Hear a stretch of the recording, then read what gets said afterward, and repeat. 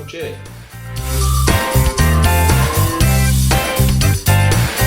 Conteúdo de hoje: conflitos na América do Norte.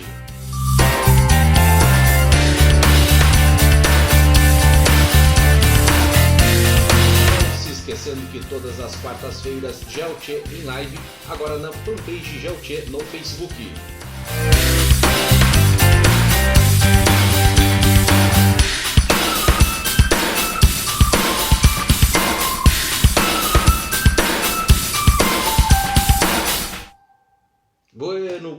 Bueno, estamos aqui chegando para mais um podcast Geltê e hoje nada mais, nada menos do que conflitos na América do Norte.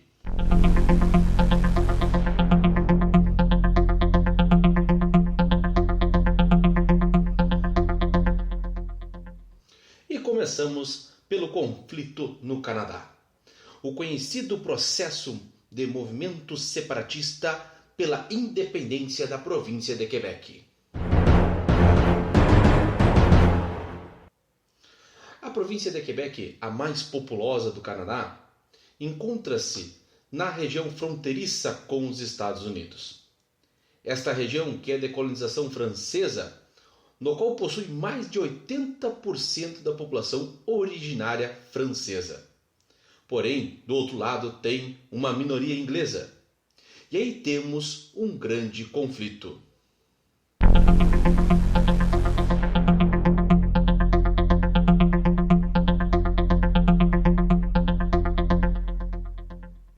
A diversidade começa na religião. Os franceses, maioria então católica, já a população inglesa, que se faz ali presente, protestante. A questão do idioma também se faz presente nessa questão. O inglês e o francês. Sendo que em 1969 nós temos a oficialização da língua francesa. Já em seguida, tem-se o plebiscito para tornar-se então a separação da província de Quebec, o qual votaram contra. Já em 1987, há um acordo no qual dá maiores autonomias sobre política e economia para a província de Quebec, que então tem origem francesa.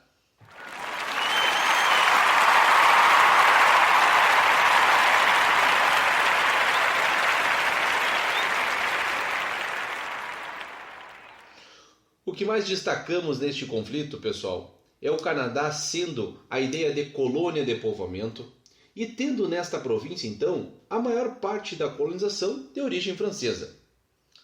Como nós sabemos, o Canadá segue muito os costumes da colonização inglesa. Por isso há divergência. Lembrando que o Canadá é pouco povoado em relação ao seu grande território.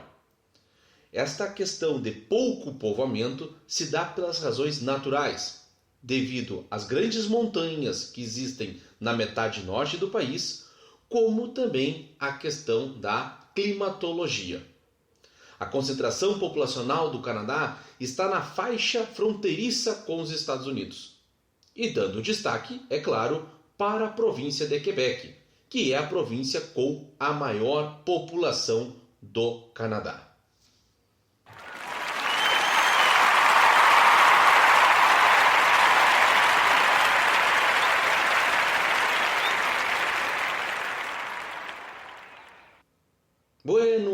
Bueno. E agora vamos para outro conflito.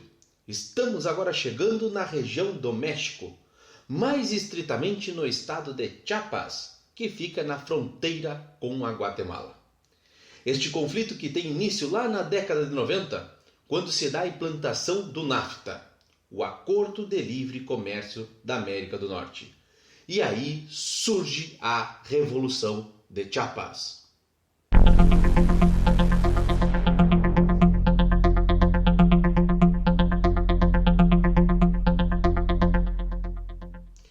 Um estado de caracterização economicamente falando agrícola, surge um movimento social em relação à opressão do capitalismo neoliberal na região.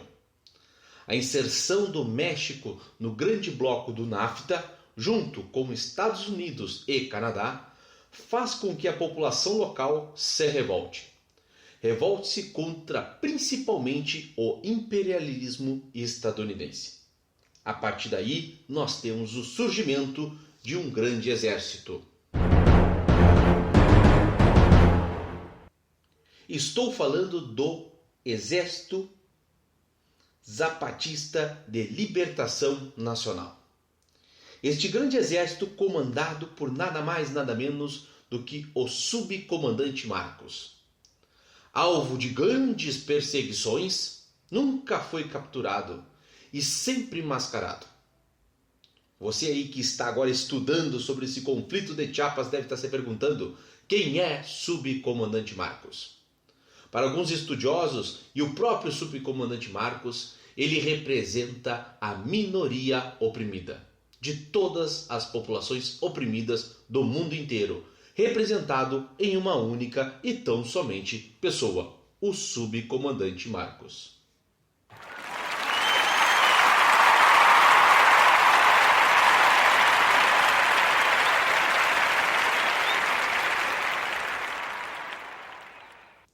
Como se pode ver, o movimento EZLN, o Exército Zapatista de Libertação Nacional, era nada mais nada menos que um movimento de resistência.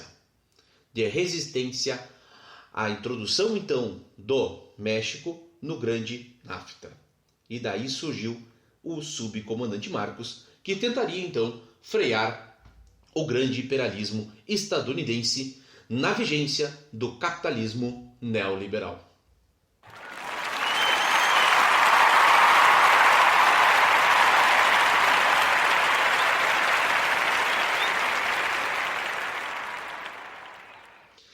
Adentramos no século XXI. E este, que seria o século da paz, acontece.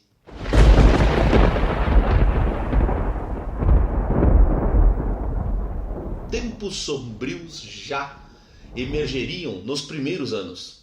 E foi isso que aconteceu em 11 de setembro de 2001. O grande 11 de setembro, conhecido mundialmente pelo atentado às Torres Gêmeas.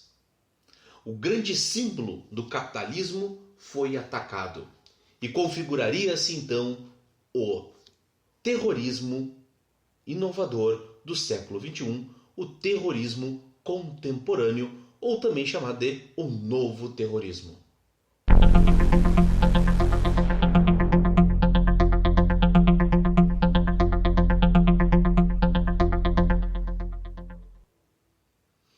Este atentado, logo assumido por Osama Bin Laden, faz desencadear processo de intervenção estadunidense em alguns países.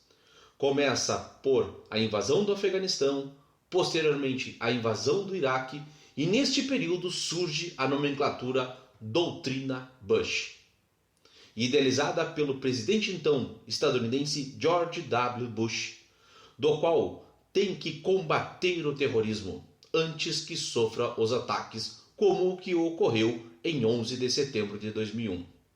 A partir daí surge o tão conhecido Eixo do Mal, formado por Irã, Iraque e Coreia do Norte. Veja então que a queda das duas torres gêmeas faz com que surja uma nova política estadunidense de combate ao terrorismo. Aos olhos céticos de quem acreditaria que algum dia poderia ser ferido a soberania estadunidense, em 11 de setembro, com a queda das duas torres gêmeas, viu-se que nem o maior exército mundial está fora de ser ameaçado pelo terrorismo, advindo principalmente por parte de alguns estudiosos do Oriente Médio. E aí começa a grande caça ao terror, culminando com a prisão de Saddam Hussein, levado a julgamento e condenação à forca, e a capturação de Osama Bin Laden, a qual seu corpo nunca mais foi encontrado.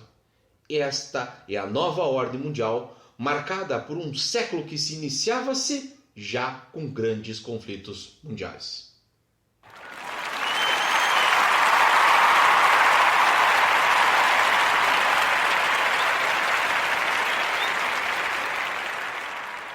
É isso aí, gente. Um grande abraço, um beijo do Gordo e te encontro todas as quartas-feiras às 20 horas na fanpage GeoTchê para nós vermos então o programa GeoTchê em live.